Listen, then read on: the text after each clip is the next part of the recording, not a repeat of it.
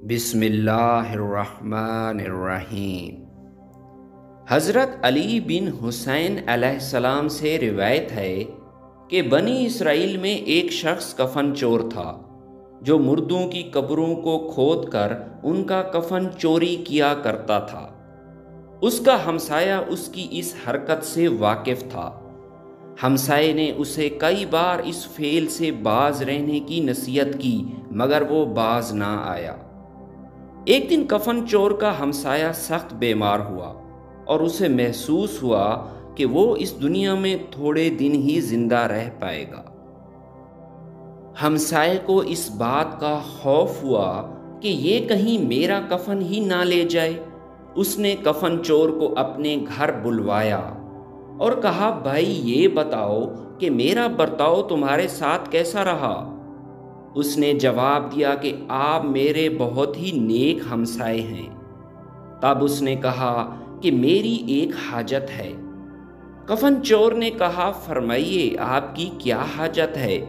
آپ کی حاجت ضرور پوری کی جائے گی۔ ہمسائے نے 2 کفن اس کے سامنے رکھ دیے اور کہا کہ ان میں سے ایک کفن میرے لیے چھوڑ دو اور دوسرا خود اٹھا لو۔ پس میری یہ التجا ہے کہ مجھے قبر میں ننگا مت کرنا۔ کفن چور نے کہا کہ یہ آپ کیسی باتیں کر رہے ہیں؟ میں آپ کے ساتھ ایسا ہرگز نہیں کر سکتا۔ ہمسائے نے اصرار کر کے اسے ایک کفن دے دیا۔ کچھ دنوں بعد ہمسائے کا انتقال ہو گیا اور اسے قبرستان میں دفن کر دیا گیا۔ کفن چور قبرستان سے روزانہ گزرتا اور اس کی نظر ہمسائے کی قبر پر پڑتی تو دل میں کہتا کہ نہیں، میں اس کا کفن چوری نہیں کروں گا، میں نے اسے زبان دی تھی۔ ایک رات وہ ہمسائے کی قبر کے پاس سے گزرا تو دل میں سوچا کہ اب یہ کیا جانے کہ میں نے اس کا کفن لیا ہے یا چھوڑ دیا۔ اس نے ارادہ کر لیا کہ ہمسائے کا کفن چوری کروں گا۔ وہ جیسے ہی قبر کھودنے لگا تو ایک خوفناک آواز آئی کہ قبر مت کھودنا اور اپنے اس فعل سے باز رہنا۔ وہ آواز سن کر خوف زدہ ہو گیا اور بھاگتا ہوا اپنے گھر آیا۔ گھر آ کر اس نے اپنے بیٹوں کو اکٹھا کیا اور ان سے کہا کہ میں تمہارے لیے کیسا باپ ہوں۔ انہوں نے کہا کہ آپ نہایت شفیق باپ ہیں ہمارے۔ کفن چور نے کہا، کیا میں تم سے ایک حاجت کر سکتا ہوں؟ بیٹوں نے کہا کہ ابا جان، آپ پر تو ہماری جان بھی قربان ہے، آپ حکم تو دیں۔ کفن چور نے کہا، جب میں مر جاؤں تو مجھے جلا دینا، اور جب میں جل جاؤں تو میری ہڈیوں کو پیس کر جب تیز اور سخت ہوا چلے تب اس کا آدھا حصہ صحرا میں اڑا دینا اور باقی نصف حصہ دریا میں پھینک دینا۔ جب وہ مر گیا تو اس کے بیٹوں نے باپ کی نصیحت پر عمل کرتے ہوئے اس کی لاش کو جلا دیا اور اس کی ہڈیوں کی آدھی راکھ صحرا میں اور آدھی دریا میں ڈال دی۔ خدا نے صحرا کو حکم دیا کہ جو کچھ تیری طرف اس شخص کی ہڈیاں آئی ہیں ان کو یکجا کر دے۔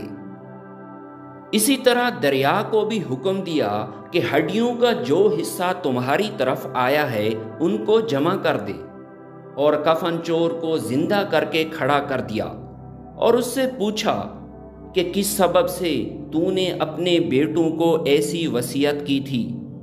کفن چور نے عرض کی، معبود تیری عزت اور جلال کی قسم، تیرے خوف سے ہی میں نے ایسا کیا تھا۔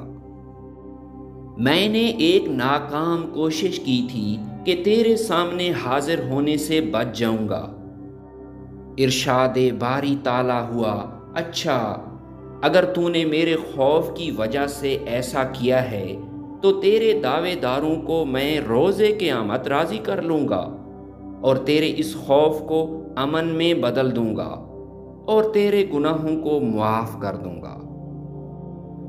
بے شک وہ رب ذوالجلال اپنے بندے پر بہت زیادہ ہی مہربان ہے۔ خدا سے دعا ہے کہ وہ ہمارے لیے آسانیاں پیدا کرے اور آسانیاں تقسیم کرنے کی توفیق دے۔ آمین۔ ویڈیو پسند ہے تو لائک اور شیئر ضرور کیجیے گا۔ ملتے ہیں آپ کی خدمت میں نئی ویڈیو کے ساتھ، تب تک کے لیے اجازت دیجیے۔ اللہ حافظ۔